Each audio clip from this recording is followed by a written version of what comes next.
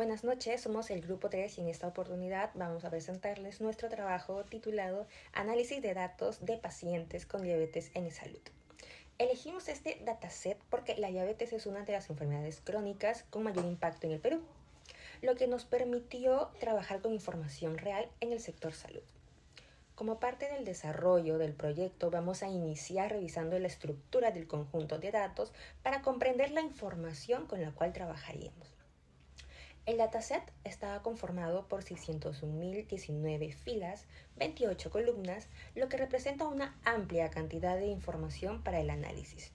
En cuanto a los tipos de datos, identificamos 9 variables enteras correspondientes a edades, tiempo de espera sin decimales y fechas codificadas numéricamente. Hola, ¿qué tal? Mi nombre es Elvis Leonardo Larico Chávez. Mi código de estudiante es U2022-1F219 y en esta oportunidad voy a presentar el proceso de limpieza y transformación de datos que aplicamos a nuestro dataset de exámenes de laboratorio de pacientes con diabetes correspondiente al periodo 2020-2024. En primer lugar, partimos de dos archivos SV que unimos en un solo dataset de más de 589.000 registros con 17 variables, tal como podemos ver en este siguiente código. Lo primero que hicimos fue estandarizar los nombres de columnas.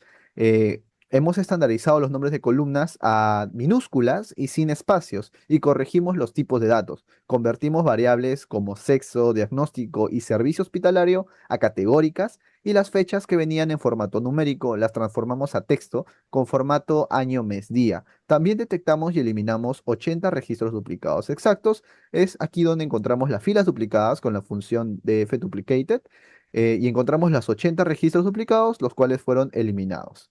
Muy bien, también hemos revisado el porcentaje de valores nulos por fila y por columna. Encontramos que las columnas de diferimiento 1, diferimiento 2 superaban el 80% de nulos, así que las eliminamos por no aportar valor al análisis. Además, detectamos que los resultados de glucosa y colesterol venían en dos unidades distintas, así que convertimos todo a miligramos decilitros para poder comparar los resultados de forma consistente. Eliminamos columnas constantes como área hospitalaria. Como podemos ver, hemos verificado si hay valores únicos, que no variaban en ningún registro, ¿no? Y columnas identificadoras tales como ID paciente o ID médico, que no aportan al análisis de riesgo. Después, usando el rango intercuartílico, identificamos y tratamos valores atípicos en la edad y en los resultados de laboratorio, descartando registros con edades o mediciones clínicamente imposibles. Con los datos ya limpios, creamos nuevas variables para el análisis. Categorizamos el diagnóstico en 8 grupos clínicos. Agrupamos la edad en 3 rangos y lo más importante, construimos la variable riesgo, clasificando a cada paciente en riesgo bajo, medio o alto, según el promedio de sus resultados de glucosa y colesterol. Finalmente, exportamos el dataset limpio y transformado, listo para el análisis y exploratorio y para su carga en Power BI.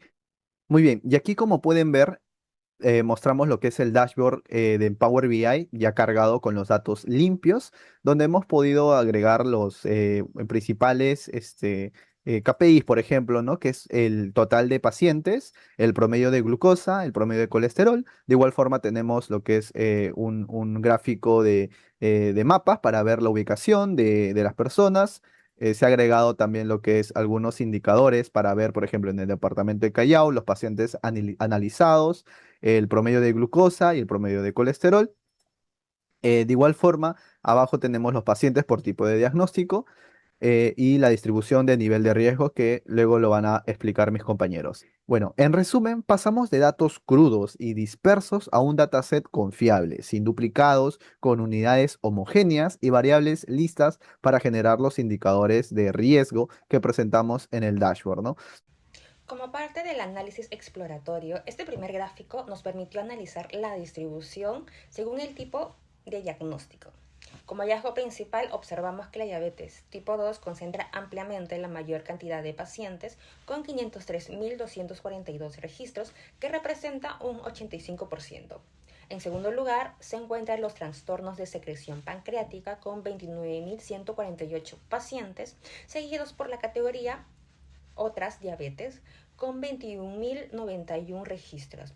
En contrastes, diagnósticos como la hipoglicemia y la diabetes tipo MODY presentan una presencia mínima dentro del conjunto de datos. Estos resultados evidencian que la diabetes tipo 2 es el diagnóstico predominante en la población analizada. El segundo gráfico nos permitió analizar la distribución de los pacientes según su categoría de edad. Como podemos observar, la mayor concentración corresponde al grupo de 50 años a más, con 497.842 registros. En segundo lugar están ubicados los pacientes de 30 y 50 años, mientras que los menores a 30 años presentan una proporción muy reducida. Esto evidencia que la mayor parte de los pacientes registrados pertenecen a la población adulta. El tercer gráfico nos permitió analizar la distribución de los pacientes según el sexo. Se observa una ligera predominancia del sexo femenino que representa el 58.27%. Por su parte, el sexo masculino representa un 41.73%. Aunque la diferencia no es amplia, el dataset presenta una mayor proporción de pacientes mujeres. Finalmente, el cuarto gráfico nos permitió analizar la distribución de los pacientes según el nivel de riesgo. Observamos que el riesgo medio concreta la mayor proporción de pacientes con 324.000 registros, que equivale a 55.06% del total.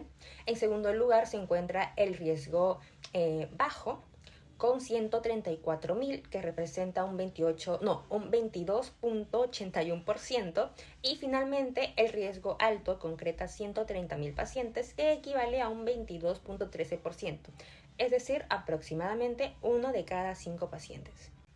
Como parte del análisis. Pasando a los notebooks, se desarrollaron dos notebooks de Python en los cuales se presenta el código de un programa que puede identificar la cantidad de números pares e impares de los datos de tipo entero. Para ello, se utilizó únicamente la variable edad, debido a que corresponde a la única variable numérica entera que cumple con los requisitos necesarios para el desarrollo planteado. A partir de esta selección, se implementaron dos soluciones con el propósito de validar los resultados obtenidos mediante distintos enfoques de programación. Pasando a los notebooks, para esta segunda parte se desarrollaron dos notebooks de Python que implementan un programa capaz de identificar cantidad n de datos de tipo string, cuál es el más grande y presenta al final de manera ordenada. El criterio principal de ordenamiento será la longitud de cada string. En caso de implementar el tamaño, se utilizará el orden alfabético como de desempate. Para resolverlo, se implementarán dos soluciones distintas, ambas empleando la estructura repetitiva while, aunque con ligeras variaciones en su lógica. El objetivo es comparar ambos enfoques de programación y validar los resultados obtenidos, utilizando el mismo dataset en ambas pruebas. Continuando con el análisis, en este bloque, donde hemos aplicado ya funciones a los notebooks desarrollados anteriormente, primero planteamos un objetivo central, que viene a ser la demostración de combinación de funciones importadas como Panda, NumPy y Matplotlib, además de integradas con len y zoom, y definidas por nosotros mismos para procesar las edades y diagnósticos. Pasando a los datos de edades, primero cargamos la lista una sola vez en una variable cargar edades, para evitar las lecturas repetidas. El usuario, mediante un índice, elige por el bucle while o bucle for, pero ambos usan el operador de porcentaje para poder clasificar entre los pares e impares. Como ven en los resultados, las cifras coinciden exactamente, lo que valida que ambas estructuras están funcionando equivalentemente. Ahora, para los diagnósticos, iniciamos conectándonos con nuestro drive que va a almacenar nuestro dataset, y convertimos los valores únicos en un array de NumPy. Definimos una variable llamada encontrar más grande para poder obtener el texto más extenso con desempatable alfabéticamente, y mediante una variable que llama ordenar array usamos para ordenar por longitud usando pandas. Al final aplicamos np.max, np.min y np.man para calcular las estadísticas claves.